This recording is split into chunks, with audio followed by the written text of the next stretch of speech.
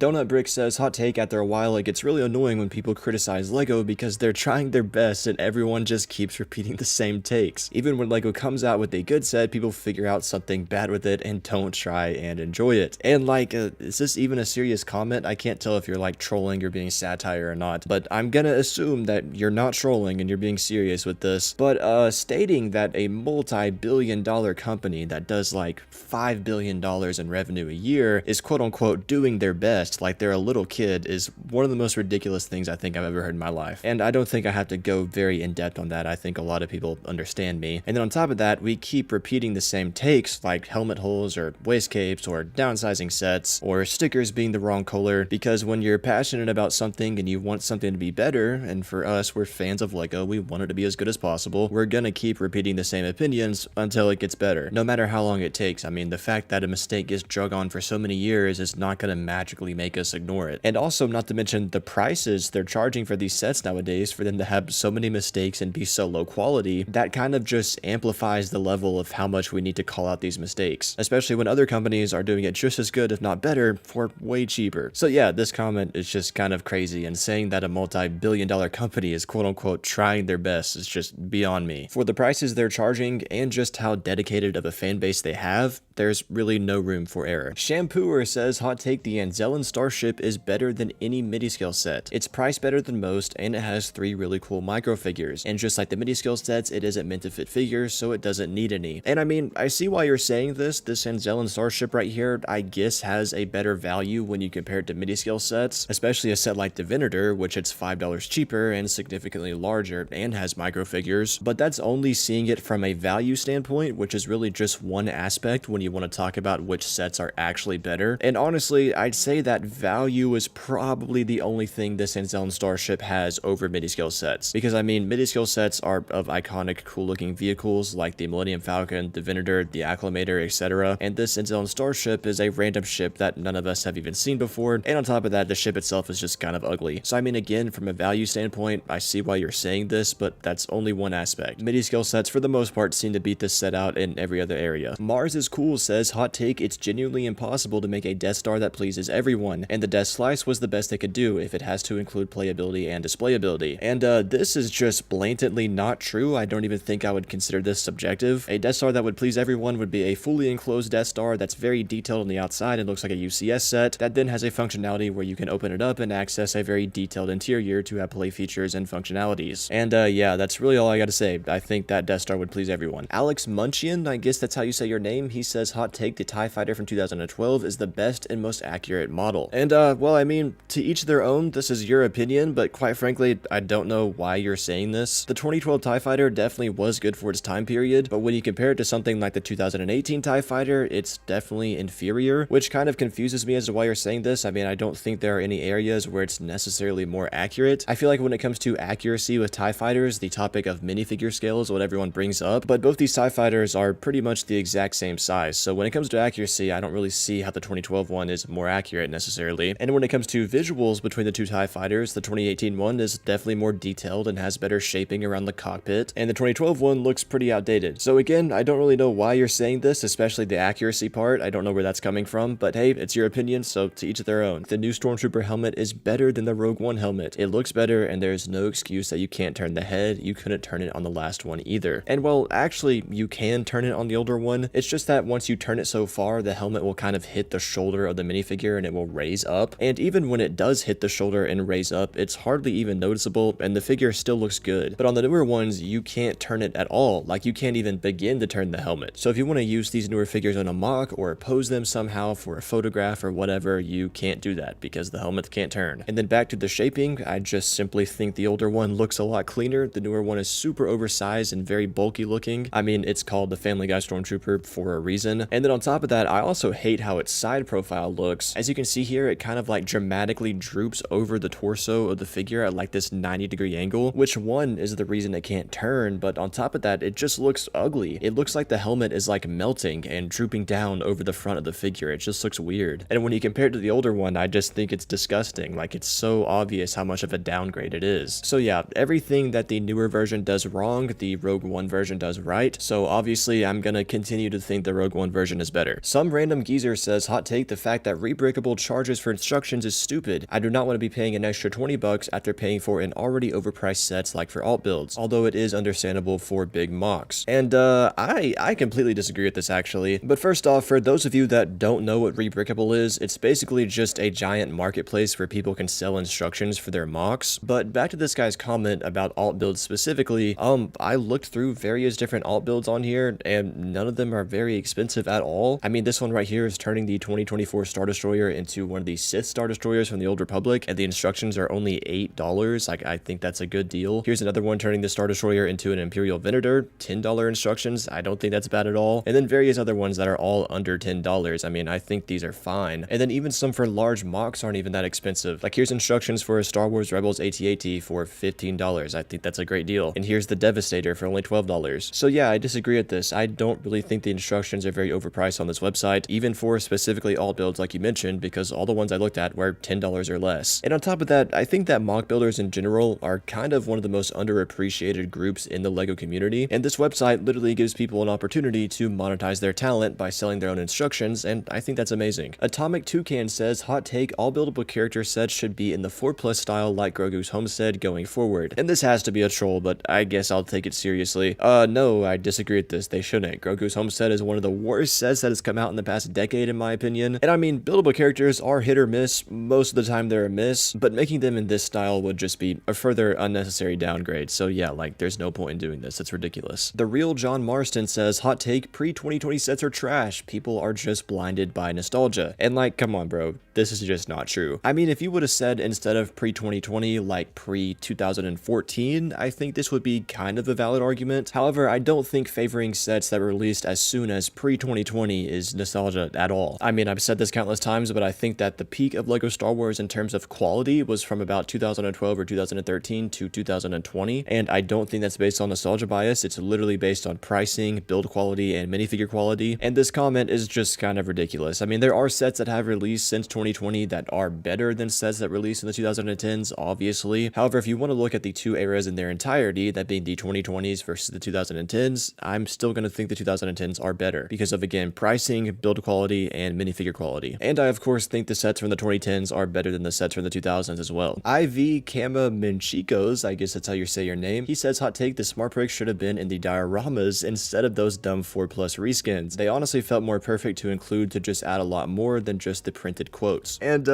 yeah, I don't even really know what to say to this. Well, first of all, the purpose of the Smart Bricks is that when you swoosh the set around, you know, it makes noises or whatever, and the diorama sets are made for display, so therefore if the Smart Brick was in it, it really wouldn't have any purpose, unless you just wanted it to make noise and speak lines for the characters or something. So considering the purpose of the Smart Bricks, yeah, putting them in dioramas would make no sense at all. And also, not to mention, dioramas are very expensive sets. Like, for instance, the indoor one is $80, and it's a pretty small build. It's a great set, don't get me wrong, but it's very overpriced. And if the Smart Brick was thrown into it, it'd probably be like $20 more.